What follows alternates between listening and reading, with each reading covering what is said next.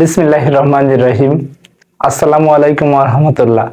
প্রিয় শিক্ষার্থীরা, welcome to মুমিনুলস teaching home. প্রিয় শিক্ষার্থীরা, পূর্বে আমরা রক্তের সাধারণ কাজ নিয়ে পাঠ্য বইয়ের একটি অংশ আলোচনা করা হয়েছিল। এটুকু অতিরিক্ত অংশ, যেটাকে পার্ট 2 হিসেবে দেয়া হয়েছে। লোহিত রক্তকণিকা, শ্বেত রক্তকণিকা ও অনুচক্রিকার কাজগুলো সম্মিলিতভাবে এখানে বর্ণনা করা হয়েছে।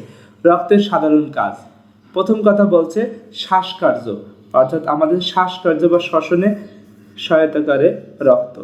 এখন সেটা কিভাবে?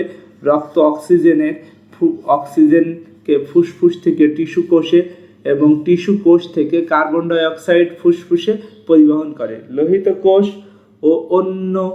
ও রক্তকোষ, রক্তরস প্রধানত এই কাজটি করে। তার মানে কি জিনিস ছিল? একটা অক্সিজেন আর একটা কার্বন ডাই অক্সাইড, এদের শরীরে আদান প্রদানে সহায়তা করে এবং শ্বাসকার্যে সম্পন্ন করে। এটা একটা রক্তের কাজ। 2 নম্বরে বলা হচ্ছে হরমোন পরিবহন। অন্তঃক্ষরা গ্রন্থি থেকে নিঃসৃত হরমোন দেহের বিভিন্ন অংশে পরিবহন করে, অর্থাৎ অন্তঃক্ষরা মানে শরীরের ভিতরে ক্ষরণগুলো ঘটে।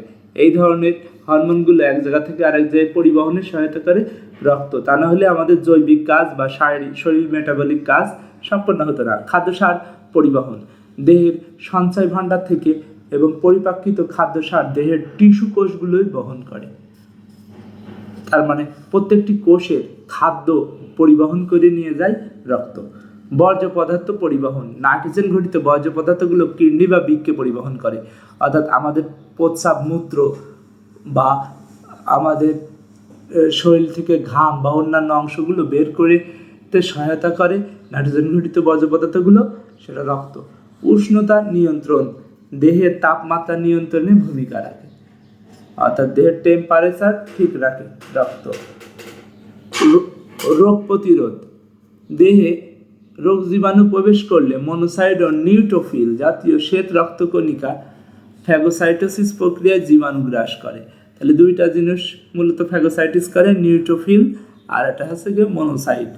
অন্যান্য শ্বেত রক্তকণিকাগুলো তাদেরকে একটু সহায়তা করে মাত্র, মূলত মূল কাজ করে মনোসাইট আর নিউট্রোফিল, তার মধ্যে মনোসাইট বিশেষ করে।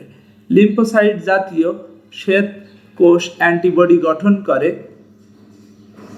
দেহের ভেতরে জীবাণুকে ধ্বংস করে এবং বাইরের জীবাণুর আক্রমণকে প্রতিহত করে। এভাবে রক্ত আমাদের রোগ প্রতিরোধে সহায়তা করে। এই 6টি পয়েন্ট আকারে লিখতে পারলে, আর আগের 3-4টি পয়েন্ট ছিল, মার্ক বেশি পাওয়া যাবে, 10টি লিখলে পয়েন্ট। প্রিয় শিক্ষার্থীরা, এই ভিডিওর আলোচনা এতটুকুই ছিল। পরবর্তী ভিডিওয়ে আমরা 65 পৃষ্ঠা নিয়ে রক্তের বিভিন্ন কণিকার পরিমাণ বা কোন জিনিসটি রক্তে কী পরিমাণ থাকে সেটা নিয়ে আলোচনা করব। আল্লাহ হাফেজ।